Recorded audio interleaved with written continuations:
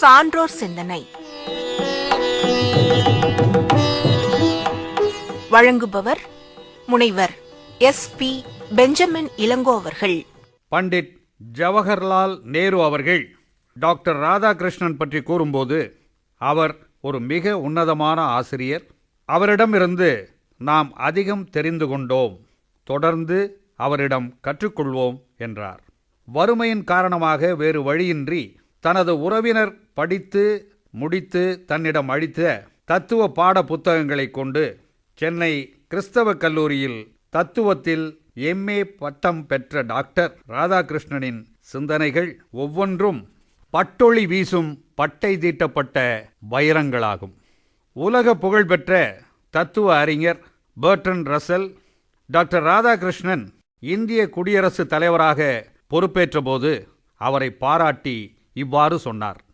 கிரேக்க அறிஞர் பிளேட்டோ தத்துவ அறிஞர்கள் அரசர்களாக வேண்டுமென விரும்பினார். இந்தியா டாக்டர் ராதாகிருஷ்ணன் அவர்களால் ஒரு தத்துவ ஞானியை குடியரசுத் தலைவராக்கியுள்ளது என்றார். கல்வியை பற்றி சொல்லும்போது, கல்வி சமுதாய, பொருளாதார மற்றும் கலாச்சார மாற்றங்களுக்கான ஒரு கருவியாக விளங்க வேண்டும் என்று சொன்னார். கல்வி இந்தியாவின் ஒருமைப்பாட்டையும் சமூக ஒற்றுமையையும் அதிகரிக்கும் சக்தியாக மாற வேண்டும்.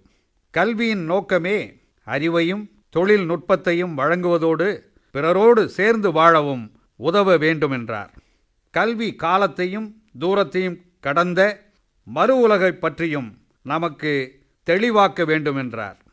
கல்வி தனி மனிதனின் அடிமை தலைகளிலிருந்து அவனை விடுவிப்பதோடு அவனுடைய உடல் உள்ள அறிவு மற்றும் ஆன்மீக வளர்ச்சிகளுக்கு அடிப்படையாக அமைய வேண்டும் என்றார்.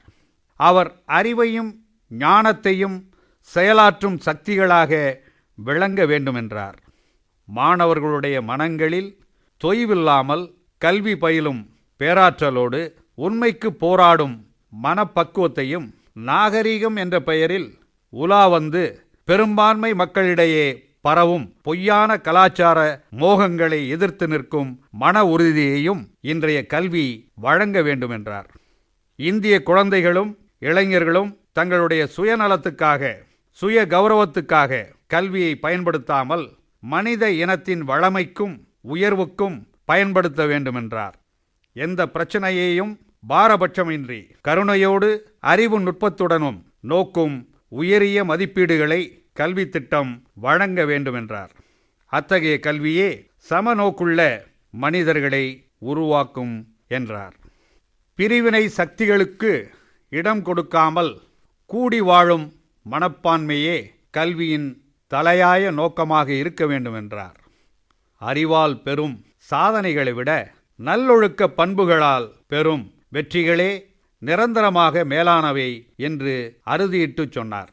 உயரிய நோக்கத்துடன் கல்வி ஒருவரை உள அமைதியையும் ஆன்மீக தெளிவையும் பெறச் செய்ய வேண்டும். எல்லோருக்கும் கல்வி என்பதை தெளிவுபட வலியுறுத்திய டாக்டர் ராதாகிருஷ்ணன் அவர்கள் குழந்தைகளின் தேவைகள், விருப்பங்கள் அவற்றை அடிப்படையாக கொண்டு பாடத்திட்டங்கள் வரையறுக்கப்பட வேண்டும் என்றார்.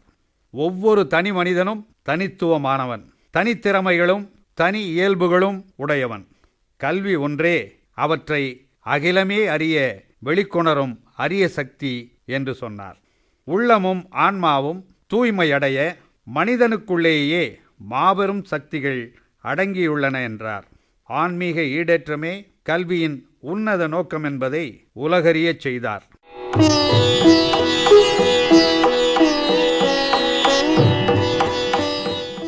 சான்றோர் சிந்தனை வழங்கியவர் முனைவர் SP பெஞ்சமின் இளங்கோ அவர்கள்.